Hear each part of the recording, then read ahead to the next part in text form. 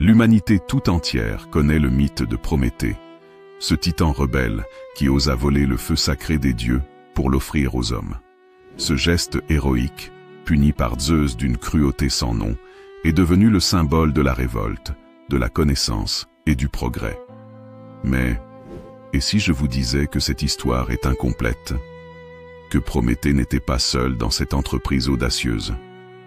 Qu'un autre porteur de feu, une figure oubliée, effacée de l'histoire, avait lui aussi participé à cet acte fondateur de l'humanité? Pourquoi son nom a-t-il disparu? Qui avait intérêt à le condamner à l'oubli? Était-il trop dangereux, trop dérangeant, ou portait-il un savoir interdit que les dieux, ou les hommes, ne voulèrent pas transmettre? Dans cette vidéo, nous allons plonger ensemble dans un récit où se mêlent légendes antiques, récits occultés, symboles mystérieux et hypothèses vertigineuses. Un récit qui vous fera douter de tout ce que vous pensiez savoir sur la mythologie grecque et l'origine du feu. Alors, installez-vous confortablement, ouvrez votre esprit et préparez-vous à découvrir l'histoire secrète du second porteur de feu, celui dont on a effacé jusqu'au souvenir. Et si vous aimez ces récits fascinants, n'oubliez pas de vous abonner à la chaîne Histoires émouvantes et de cliquer sur le petit pouce bleu pour soutenir ce voyage au cœur des mythes oubliés. Cela nous aide énormément à continuer de partager avec vous des histoires qui font frissonner l'âme et voyager l'imaginaire. Car ce qui va suivre, vous ne l'avez jamais entendu. L'histoire de Prométhée, nous la connaissons tous, ou du moins, nous croyons la connaître. Elle est enseignée dans les écoles, racontée dans les livres de mythologie, répétée comme une vérité immuable depuis l'Antiquité. Prométhée, ce titan visionnaire, aurait défié Zeus lui-même en dérobant le feu sacré de l'Olympe pour le remettre aux hommes. Grâce à cet acte, l'humanité sortie de la nuit primitive apprit à cuire ses aliments, à forger le métal, à s'éclairer et à bâtir des civilisations. Mais en échange, le titan fut enchaîné sur le Caucase, condamné à voir chaque jour un aigle divin dévorer son foie, qui repoussait la nuit, éternellement. Un récit de souffrance et de sacrifice. Un récit d'amour pour l'humanité. Un récit fondateur. Mais ce mythe, aussi beau et puissant soit-il, recèle des incohérences, des silences étranges, des fragments perdus dans les brumes du temps. Comme si quelque chose, ou quelqu'un, manquait à l'histoire. Car un détail intrigue.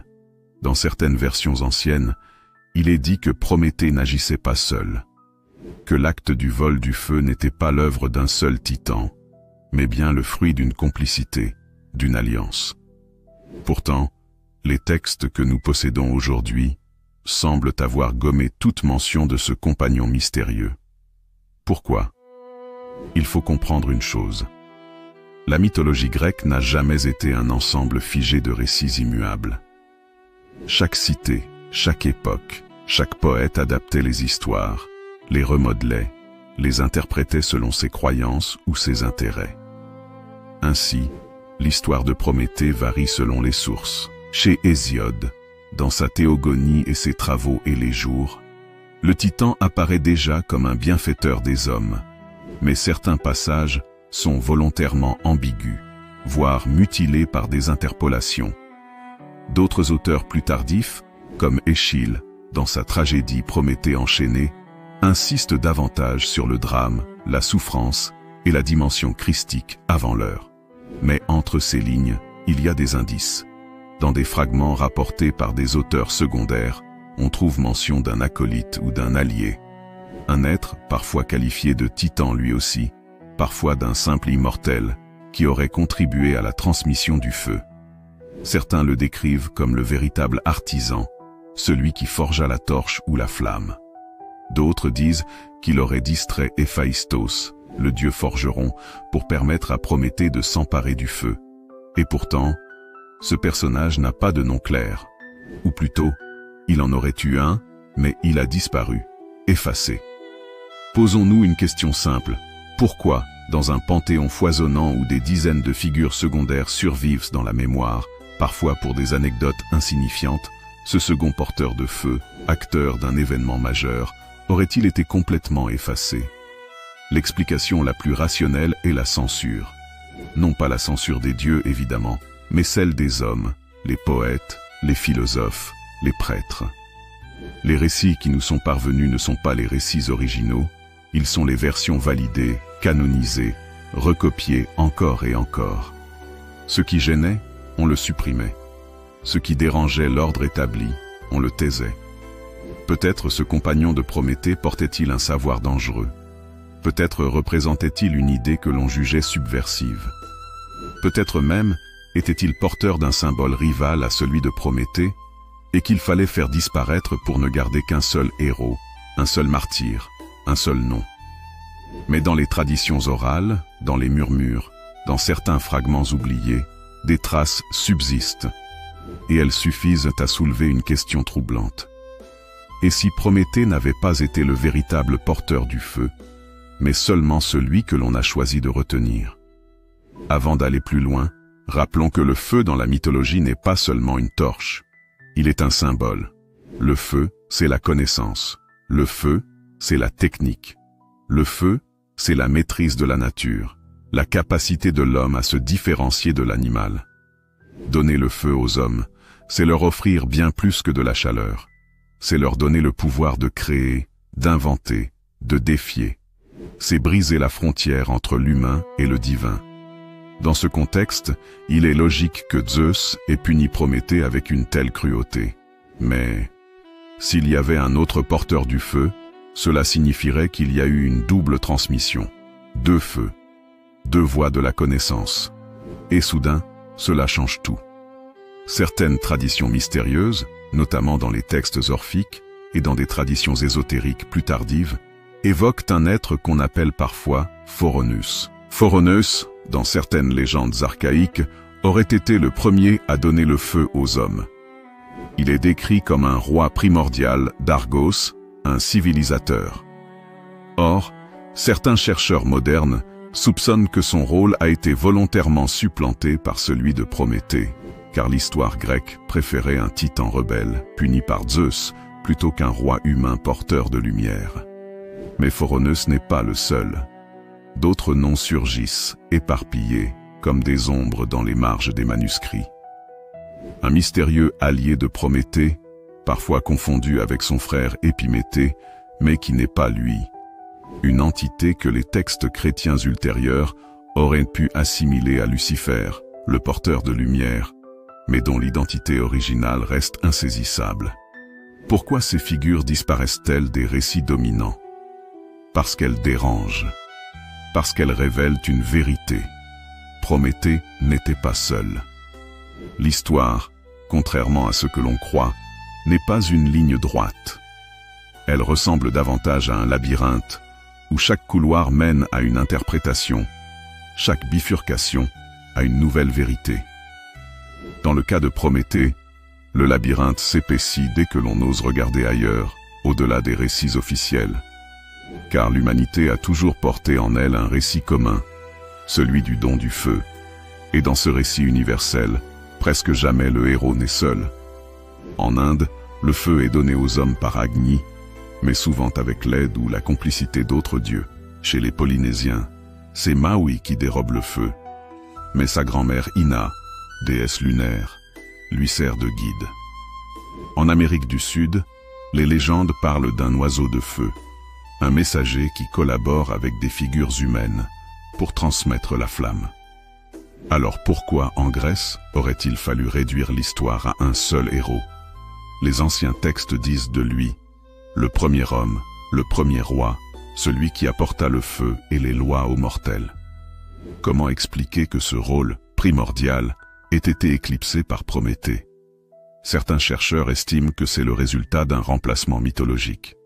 Phoroneus, en tant que roi humain, incarnait une transmission terrestre, directe, le feu comme outil de civilisation.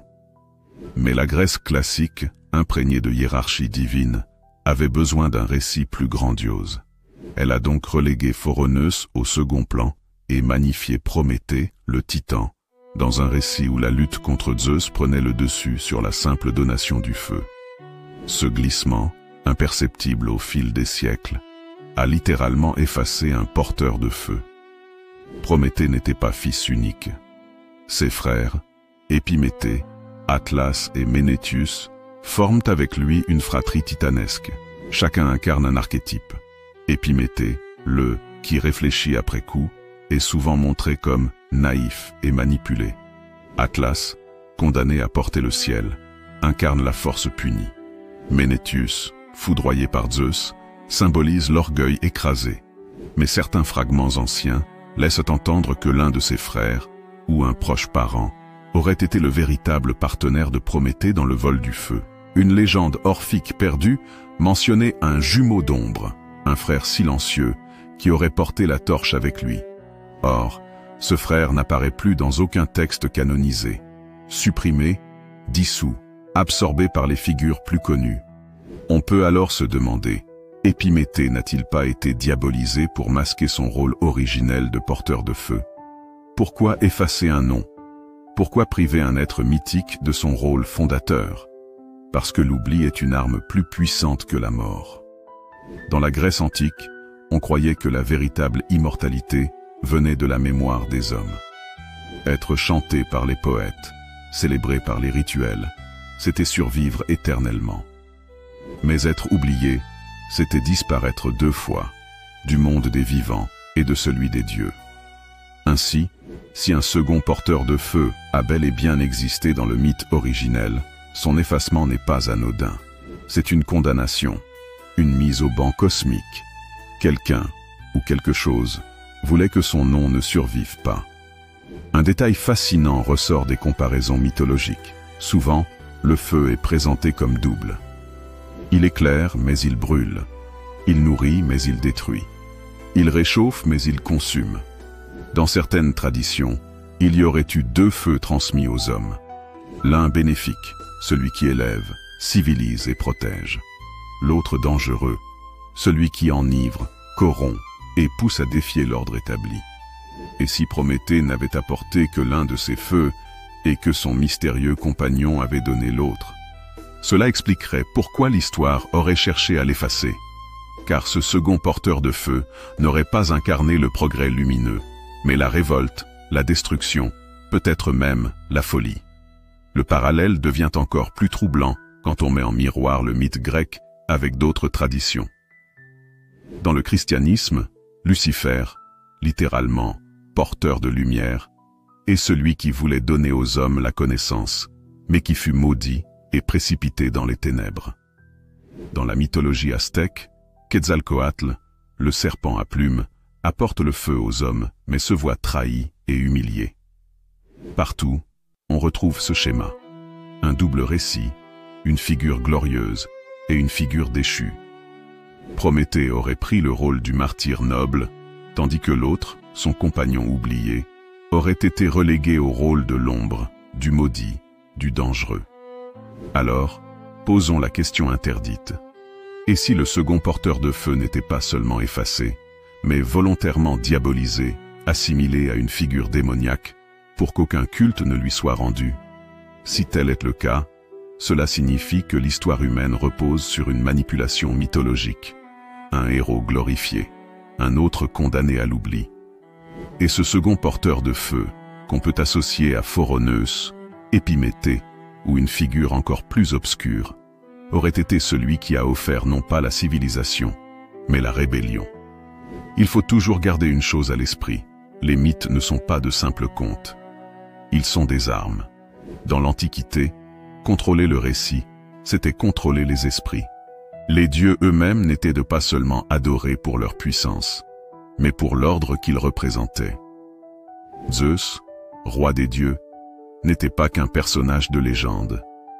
Il incarnait la loi, la hiérarchie, l'autorité suprême. Or, si deux porteurs de feu avaient existé, l'un glorieux, l'autre rebelle, cela aurait introduit un doute insupportable. Et si l'humanité devait son progrès non pas à une seule rébellion héroïque, mais à une révolte multiple, incontrôlable, collective, cela aurait brisé l'image d'un monde dominé par l'Olympe. Alors, il fallait choisir, garder un héros, Prométhée, et effacer l'autre, Mais les dieux ne parlent pas directement aux hommes. Ce sont les prêtres, les poètes, les conteurs qui façonnent les récits. Ce sont eux qui sélectionnent, qui répètent, qui transmettent. Dans les temples de Delphes, d'Olympie, d'Athènes, la parole officielle devait servir l'ordre établi. Les oracles parlaient au nom des dieux, mais aussi au nom des cités et de leurs intérêts politiques. Il est alors aisé d'imaginer comment un récit gênant a pu être progressivement gommé. Dans les versions chantées lors des fêtes religieuses, le second porteur disparaît. Dans les poèmes recopiés, son nom est omis. Dans les écoles de philosophie, on enseigne que seul Prométhée a osé défier Zeus. L'oubli ne s'impose pas en un jour. Il s'infiltre lentement, comme un poison. Un autre facteur d'effacement est la philosophie grecque. Les penseurs comme Platon ou Aristote ne se contentaient pas de répéter les mythes. Ils les interprétaient, les remodelaient, les adaptaient à leur vision du monde. Chez Platon, le feu prométhéen devient la métaphore de la connaissance rationnelle, celle qui élève l'homme vers l'intelligence pure. Mais il n'évoque jamais un second porteur de feu. Pourquoi? Parce qu'un double feu aurait introduit une contradiction dangereuse. La connaissance comme chaos, la connaissance comme perdition. Or, la philosophie grecque voulait tendre vers l'harmonie, pas vers le désordre. Ainsi, par leur silence, les philosophes ont contribué à effacer celui qui portait l'autre visage du feu. Mais l'effacement le plus brutal est venu plus tard, avec le christianisme. Quand le christianisme s'est imposé dans l'Empire romain, il a cherché à réinterpréter les mythes païens. Prométhée a souvent été comparé au Christ, un être souffrant pour sauver l'humanité. Dans ce cadre, il était impossible d'admettre un second porteur de feu, car ce dernier aurait été trop proche de Lucifer, le porteur de lumière, l'ange déchu. On ne pouvait pas avoir deux figures messianiques. Alors, l'Église a figé l'image. Prométhée, figure sacrificielle, l'autre, inexistant, ou pire, assimilé aux démons. Pourtant, dans les cultes initiatiques, comme les mystères d'Éleusis, les traditions orphiques ou pythagoriciennes, des allusions persistent. On parle d'un feu caché, d'un savoir interdit, transmis seulement aux initiés. Un feu qui ne devait pas être partagé au peuple, car il risquait de renverser l'ordre social. Ce feu caché, c'est peut-être le don du second porteur. Un feu de rébellion, de transgression absolue. Prométhée, lui, est devenu le feu public, glorifié, célébré. Mais l'autre était réservé aux initiés. Alors, qui sont les véritables gardiens de l'oubli? Les dieux, qui craignaient que trop de savoir rende les hommes semblables à eux. Les prêtres, qui imposaient la version utile à l'ordre. Les philosophes, qui voulaient une connaissance pure, sans chaos. Les chrétiens, qui assimilaient toute lumière rivale à Lucifer. Tous, d'une manière ou d'une autre, ont travaillé à effacer ce compagnon oublié. Et pourtant, il continue de hanter les récits, comme une ombre. Chaque fois qu'un feu est décrit comme destructeur, chaque fois qu'un mythe évoque une flamme interdite, c'est sa trace que l'on retrouve. Alors, posons-nous cette question vertigineuse.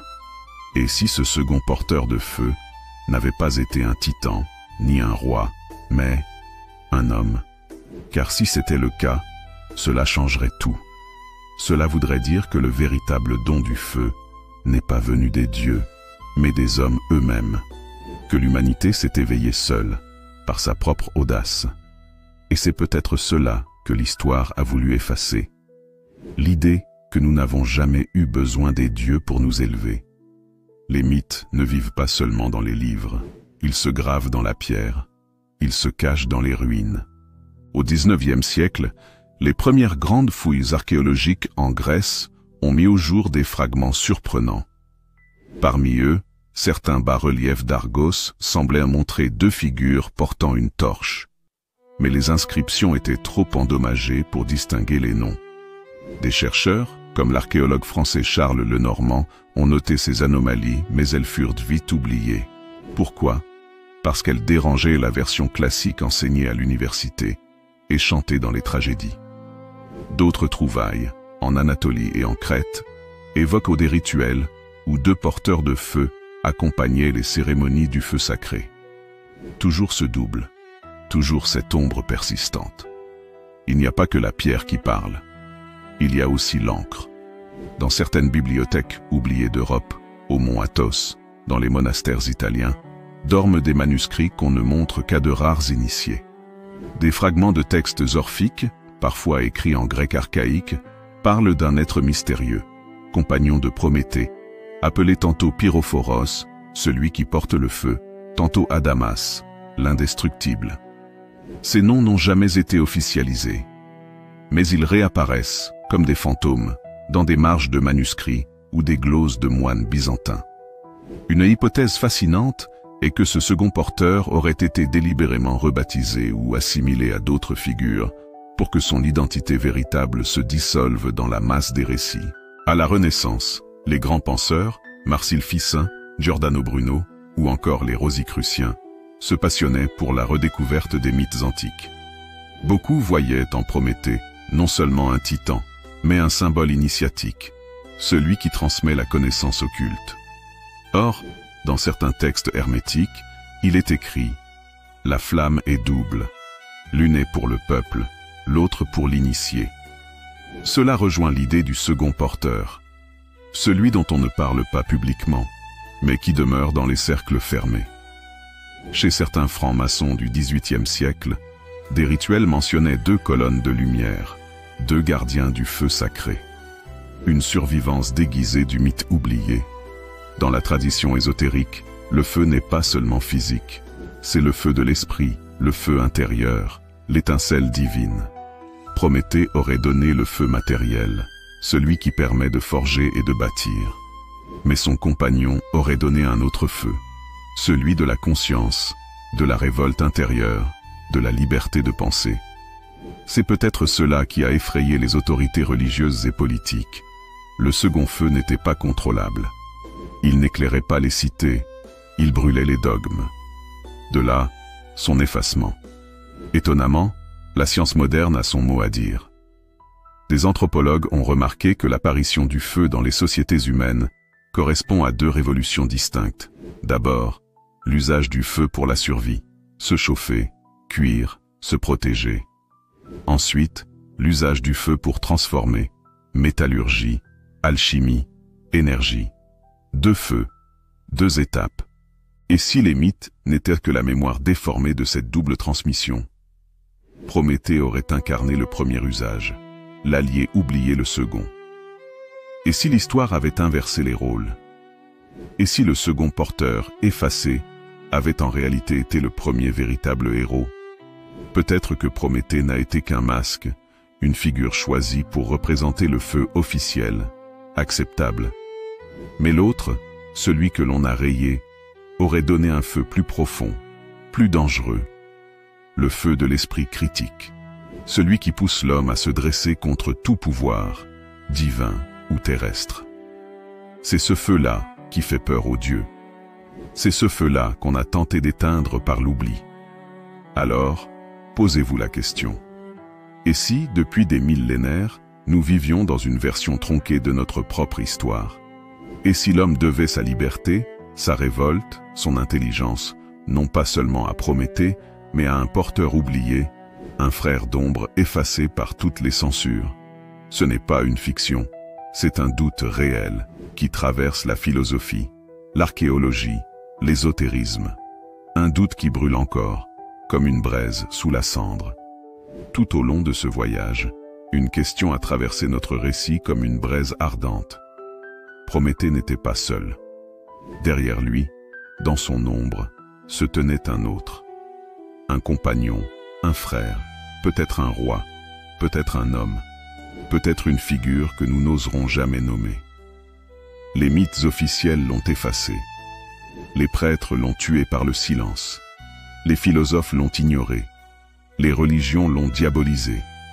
Et pourtant, il est toujours là, dans les flammes que nous allumons, dans l'étincelle de nos pensées rebelles, dans ce moment précis où vous vous demandez « Et si on nous avait menti depuis le début ?» Au fond, ce mythe n'a jamais été celui d'une seule torche. Il y avait 2 feux. Le feu de Prométhée, le feu visible, celui qui éclaire, qui forge, qui construit les cités. Le feu que l'on peut contrôler, le feu de l'oublié, le feu intérieur, celui qui brûle dans l'esprit, qui pousse à contester, à rêver, à détruire les chaînes. Un feu incontrôlable. On a gardé le premier, on a effacé le second. Mais peut-on vraiment effacer une flamme qui brûle dans l'homme? Aujourd'hui encore, cette dualité nous hante.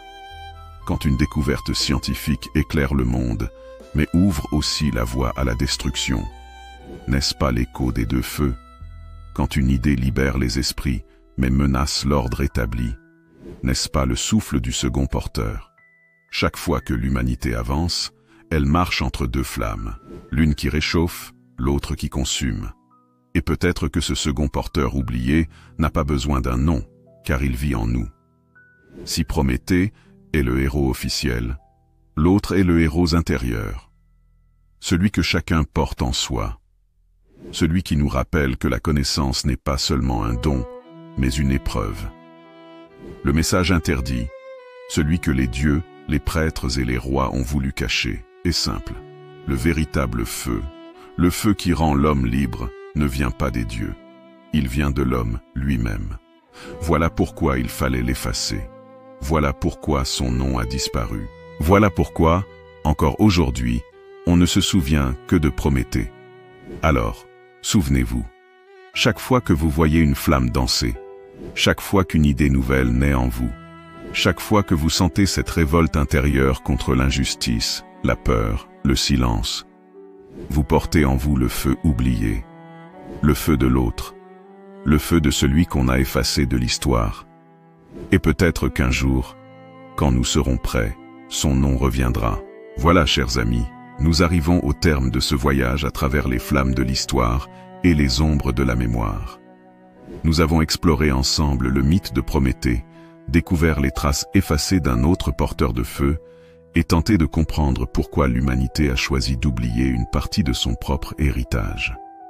Si vous êtes encore ici, c'est que vous avez eu le courage de suivre ce récit jusqu'au bout, de rester attentif à chaque indice, chaque mystère, chaque révélation.